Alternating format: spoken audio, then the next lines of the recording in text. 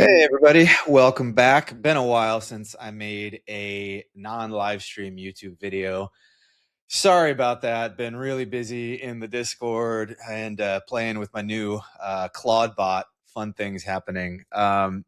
Anyway, yeah, lots happened the last couple of days, so wanted to just reorient everybody on where I am in the market. I know it's confusing for those of you who don't follow me like in the Discord where I'm posting real-time updates because I trade multiple time frames, right? And I invest. And so my thoughts are sometimes conflicting and they often change rapidly. So stocks.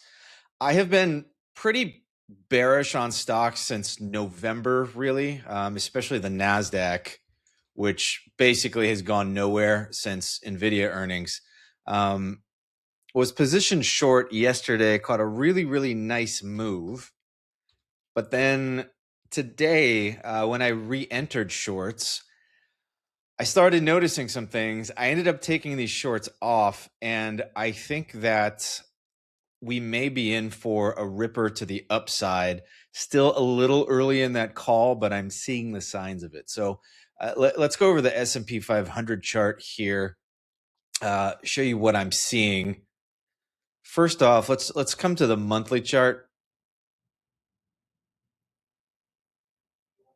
Sorry, I'm just going to leave these drawings on here. And actually, no, let me call up a cleaner chart for you.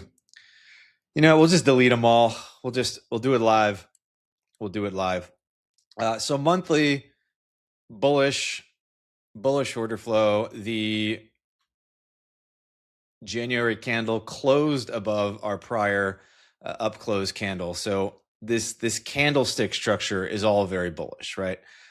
This break of the low here is not a structural break.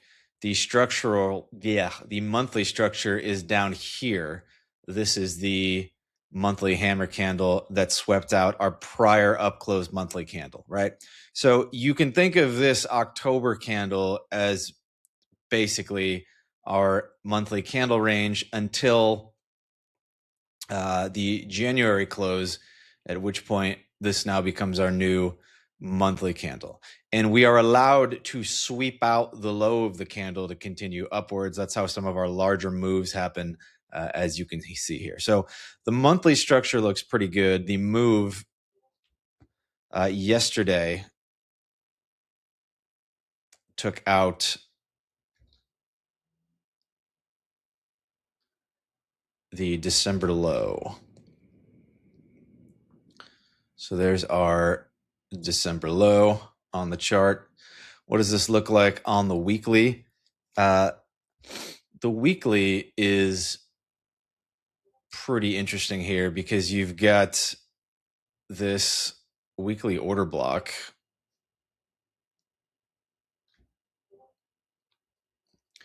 And you can see the opening price of that order block delivers a really strong reaction. You can see how we had previously come down and not quite touched it, right? And like leaving behind some liquidity to grab. So weekly chart looking pretty good. If you look at the higher time frame market structure, there's your higher high, your higher low, your higher high. So it is possible this is all just like putting in a higher low here, even though some of the stuff on the 3-day chart has looked quite ugly. The weekly and monthly are actually still okay right now. I like to pair the weekly with the 4-hour, but we'll drop down to the daily chart right now because there's some really important levels we want to mark out. The first one is the yearly open, which is right here. So put that in red.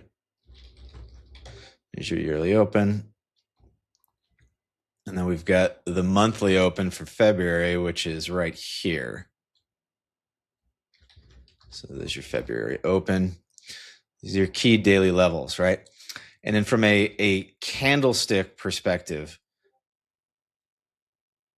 if we close above the opening price of yesterday's down move into this demand area, this starts to look like this looks like a reversal. This looks like a 2-candle reversal. Bullish engulfing candle closes above into a high time frame demand area in the context of high time frame bullish market structure, and we close maybe above the yearly open today, ideally above the February open today. That is not a move I want to fade, because this starts looking like my bread and butter setup that honestly I probably make like 80% of my money on, and that is the old AMD, the power of 3, the accumulation, manipulation, and expansion or distribution, right? So here's your accumulation, right?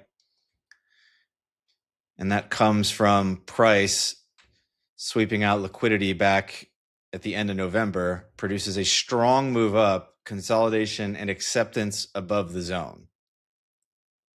So if this is going to be a move that is going to create downside expansion, we should move outside of the zone and probably accept outside here, linger a bit, then maybe we come up and then we dump. When we have this expansion met with expansion, and you can see that in the form of the fair value gaps here, right? So there's a fair value gap, and then we inverse that, right? So expansion met with expansion. And given the higher time frame context, the context that this is bullish market structure, the context that the move down happened into a weekly demand area, this starts to look like a power of 3, right? And you can see on these 6-hour candles, we already closed above the sequence of down close candles. So this is a bullish change in the state of delivery on the 6-hour chart. So early leading indicator, but honestly, good enough for me to just long at this point and just keep watching the chart and just kind of get out of Dodge if stuff starts to look bad. But this to me looks pretty bullish, and this is the type of thing that can get you an expansion, back out of the range here and a move up to wherever the stock market wants to go. Maybe the promise of the roaring 20s is still alive and well. The other thing that's interesting about this move is that it was in the context of a major news event. So we had some insane software FUD with the release of Anthropic's stuff, Claudebot last week. Basically, the market just wondering if a bunch of these companies are actually worth zero right now. And we've actually reversed that entire move. So that's another nice point of confluence when you get the setup and there's a news-based event to drive the move down, and then you reverse that. Pretty good. So I closed out all shorts. I've been hedged on equities, not wanting to close out some of the long positions I had. So kind of hedging strategically with some shorts. We took a nice Amazon short in the Discord last week, and that played out beautifully this morning. We closed that out. Was in a Google short this morning, but ended up dumping it. I may still look at that. Also had been in NVIDIA shorts for a long time, and I'm out of this now. I think it had the chance to break down, and it just kind of didn't. I think we even swept out this range low here pretty cleanly. Yeah. So sometimes these head and shoulders patterns, they actually just fake out, and then you get a huge breakout from them because everybody and their mother is like me drawing these little head and shoulders lines. And I did think this was a pretty good setup with a demand below here. But if the rest of the market wants to go higher, if the S&P is breaking out, if the Dow Jones is breaking out, which it looks like it is now, right? Like, there's not really any scenario where this happens and NVIDIA dumps. And the other thing about NVIDIA, and this is more of like a fundamentals kind of thing, which I don't like to do when I trade, because I usually just draw the lines because the fundamentals, they mess me up. It's very hard for me to outsmart the market. But like, I think yesterday Nvidia got caught up in this big software dump, right? But is Nvidia really affected by the fact that all software is going to zero, or is this like actually turbo bullish Nvidia? Because if you have a bunch of people like me now just running these Claude bots that are spawning off like dozens of agents of simultaneously coding in parallel on Opus 4.6, which was released yesterday, that probably just sends demand for these chips like to the absolute moon. So a company like I don't know, like a company like Intuit or something, right, that makes like expensive software in a world where like we can all just like talk to our bot and code that in 2 days, and maybe that company is not worth anything. But Nvidia is certainly valuable. So I'm out. I'm out on this. And I think it was fine being hedged for the last few months. I slept nicely at night. I was able to sit in my longs and be cozy. Everything's been chill. But when I see a change, I see a change. So we'll see how the rest of the market closes out today. If the daily candle on the S&P today ends up not doing what I want it to do, like if we end up closing, if you check the chart after this video is published and we end up closing back below the yearly open, probably not ideal. That would be the worst thing that could happen today, is a move back down and PM session close below the yearly open. Be less ideal if we don't close the engulfing formation, but that wouldn't be a complete deal breaker. But I would like to see this just go. I would like to see all these trap shorts just get like annihilated here with this price action. We don't want to see it do this. That's not ideal. Could we still bottom there, get a different setup? Yeah, but like for the one I'm talking about, I want like the no mercy fake out and then just rip to the upside and liquidate all the bears, because that's how you get the nice move to the upside there. Let's talk about crypto a little bit.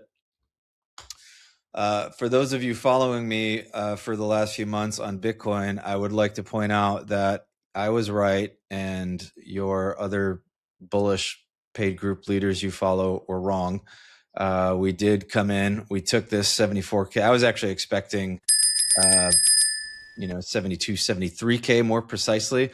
Was kind of surprised, not surprised, but like it went deeper than I thought it did. But this is probably like a good area for a sustainable bottom here. You've got a really nice monthly order block. This is a juicy order block because it is the origin of the demand that broke us out to all-time highs. So we've done that. We've recovered the prior range high right there. We should probably see something on the lower time frame. Probably an interesting entry, if you haven't gotten in, is to try to frame something around like a prior all-time high test. Like if you get some sort of something like that around there, could be interesting. I think this is probably going to bounce pretty hard now. I think, as I've been saying, this could bounce all the way up to 110K and still be bearish, to be quite frank with you, not to be a Debbie Downer. We'll see how the quarter finishes up, because if we don't move up really quickly by the end of March, there's going to be a pretty substantial high time frame imbalance right up here. So this is going to be a point where price is definitely going to look to reject. I still suspect that we come down at some point and take out 49K. But like, I'm open to that not happening. And as far as I'm concerned, like this is enough of a high time frame move that I'm happy to start looking for like longs on altcoins here. I mean, we've been long Hyperliquid for a while, but some other interesting stuff I'm looking at, and you could get like a multi-week or even multi-month run here if stocks cooperate. On tethered dominance, I had drawn out this opportunity zone level like back in May, I think. So the idea being that when USDT dominance is high, it means that there's more upside for alts. It means that all the money has flooded out of alts and into Tether. So kind of like range high stuff is expensive, or excuse me, range high stuff is cheap, range low stuff gets really expensive. It's interesting that we've been kind of diddling in the middle here for a while, which is why I think crypto has felt so terrible. It's been like basically like bearish chop, which is like the worst thing. You want the bearish nuke because it's over quickly and then you get upside, or you want the bullish because then stuff goes up. But when it just chops sideways, slowly killing you for a while, yeah, it's no fun. But we came up and we took out this range high liquidity here on tether dominance, and you can see on the lower time frame we've got quite the reaction from that level. So this looks pretty bearish, i.e. bullish coins. And we've just been building up a massive kind of liquidity curve here for a long time. So there's a lot of fuel to the downside here. And it would surprise me 0% if stocks break out and then you get just a major alt season, especially with how extreme sentiment has gotten. Oddly enough, I think hype has been kind of weak today, given the performance of everything else. I was posting some charts on this to the subs this morning. I want to long this. I mean, I'm already long spot to the tits here, but I want to long this to maybe this November high for perps. Yeah, that looks like a good level to me because it's a solid amount of liquidity built up here. That's a monthly level. And then you've got some, sorry, my Loom controls are covering everything here. There we go. You got some supply over here. The main supply you got to watch out for on hype is this. Like, this is the origin of the entire move down, and this supply has never been tested. It created a pretty nasty move. So I want to long this at like 46 and 52 or something, and then I want to avoid some sort of crypto move like that, which always sucks if you're in leverage. On the lower time frame, though, we've kind of built up this consolidation range here, and this looks like a deviation and then a retest, and I just don't like all of the liquidity sitting down here. So I think a good opportunity, if given, would be some sort of move back down to wipe all this and then back inside the range and up. That'd probably be my preferred play on hype there, but still like tremendously bullish this over a long time frame. The other thing we've been longing has been virtual, which is kind of a bit of a speculative play to me, but I think that in effect we have a very high time frame range here, and we kind of swept out the low of the range. We changed the character of the market with this little move up here. So I'm kind of viewing this as a retrace to mitigate something in this wick, and would like to see a break of 67, 68 or so for a little additional change of character. But if we get that, I mean, this is a nice setup here, I think, for this to rip pretty good. The reason I like, let me see, this is probably our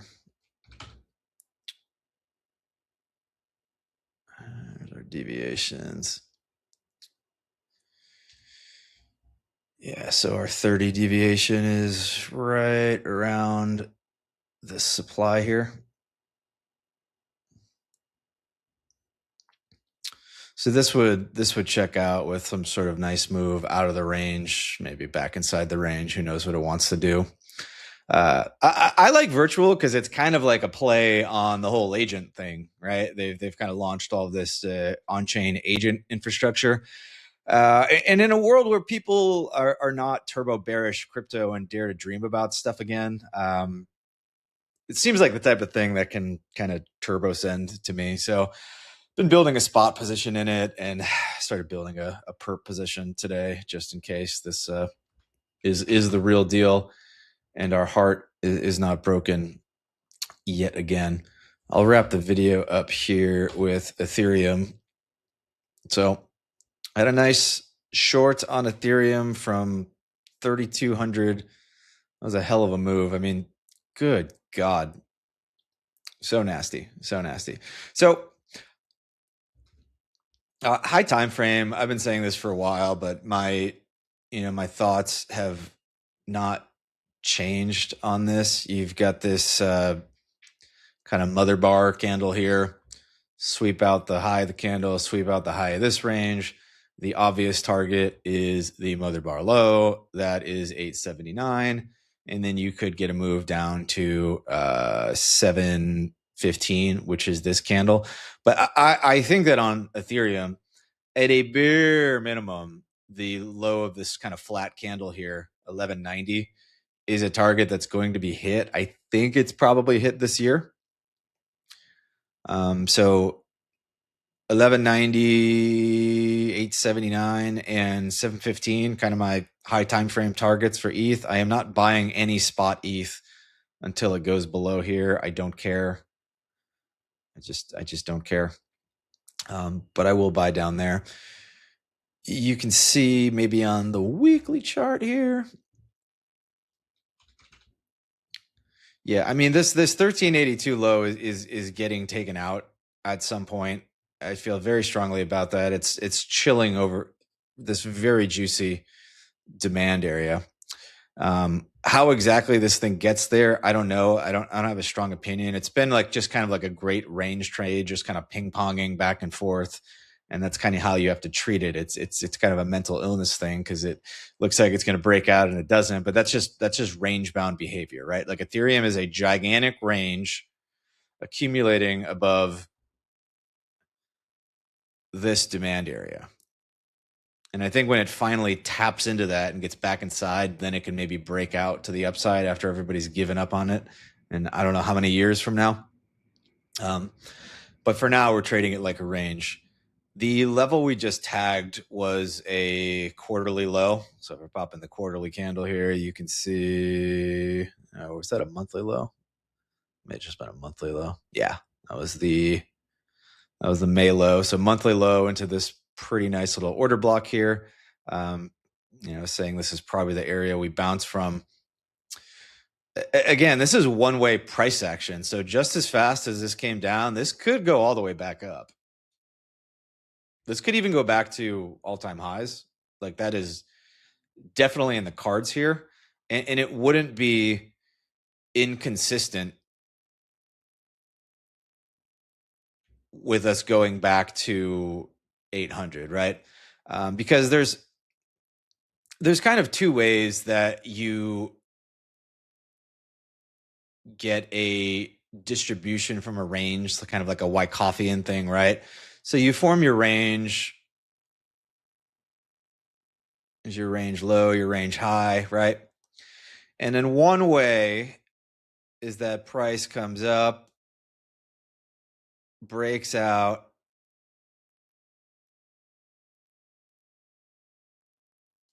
right? So you get one move and then a higher high above the range high. This is kind of like a up thrust after distribution, kind of simplified Wyckofffian schematic, right?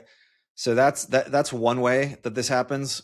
And then the other way that this happens, sorry, this is turning into an educational video. But the other way that this happens is you form a range, right? Your range high, your range low, and then you move up out of the range, back inside, break structure, come up to some internal point, and then dump. So 1-2 moves out of the range, or big move out of the range, internal grab of liquidity here, and then dump. So all that is to say that if you view this as a big range on ETH, this could be tap one, and we could, in spite of how bearish people are and how bearish I am, we could actually come back up here and do this, which would just absolutely make everybody just, you thought people couldn't hate ETH any more than they hate it right now. I mean, could you imagine? Could you imagine this? That would be funny. But it would just be like a two tap kind of a Wyckoffian distribution schematic. This would just be like kind of like an up thrust after distribution, and then we dump. The other scenario is that this is the tap, and then we come up for the second tap, and we just tag something internal, and then we dump from there. So you could come up to like 4,300 or so. You could also just come back up to 35 and dump. It's hard to know how high this goes, but like I would be anticipating that we could go pretty high, higher than people think right now. And this is why this is such a mind fuck. It's really, really hard to trade. It's a range, but there's also kind of like higher low market structure here. So this could be a higher low in the context of this, which then puts in a lower high in the context of us failing at the extremity of the range, which then produces the dump, which breaks the structure, which sweeps the range lows. But then this isn't like really an actual structure break. It's a fake break. It's just a range deviation. And then we go to all-time highs. So fun times trading ETH. I don't have any desire to buy this chart. Honestly, it's just, it looks so bearish still. This is just so nasty. So I don't know how high this goes, but it probably comes back down at least for a second tap at some point. There's just other charts I prefer to buy if I'm going to buy crypto. And so I'm going to trade those instead. How are stocks doing? Did we dump while I was chatting? Do I look stupid yet? Still looking good. I mean, momentum's waning. Maybe it kind of comes, hopefully, just for a little liquidity grab and then goes higher. But looking good for the daily close as of now. So, yeah. Those are my kind of medium, high time frame views on the market, guys, on crypto, on stocks, on... Well, I didn't talk about metals today. I'll talk about metals another time. Video's getting a little long. If you want my more frequent thoughts, join the free Discord in the link below. I'm posting in there all the time. We got a great little community. Be sure to sub to the channel, follow me on X, do all the things. Hope you enjoyed the video. I am a shorter term trader by nature. I day trade most of my stuff, so I do a lot of flip flopping. I have a very kind of in-out mentality. Can be a little bit of a tricky thing to talk about on the YouTubes, which is a slower moving medium. But I do think this is a good setup for a higher time frame play to the upside. If we confirm the model that I showed you guys in this video, this probably produces a very nice breakout. And if it doesn't produce a nice breakout, this is the last thing I will end with, right? If this doesn't produce a nice breakout, and instead we get something like this back inside the range, Well, now this looks like that 1, 2, 3 tap Wyckoff kind of distribution I showed you, and now I probably have to flip bearish again. And this is the main thing I'm concerned about at this point. Not downside from here. I think that's less likely now. The main thing I'm concerned with from now is like confirming some sort of like distribution schematic with an upthrust, right? But I'm going to assume this breaks out. If it does this, then I'll just short again, and that'll be that. And at that point, we probably come back down towards, I would assume, at least like 6,200 or so. So hopefully that's not the case. Anyway, I'll wrap it there, guys. Thanks for watching. Have a good one.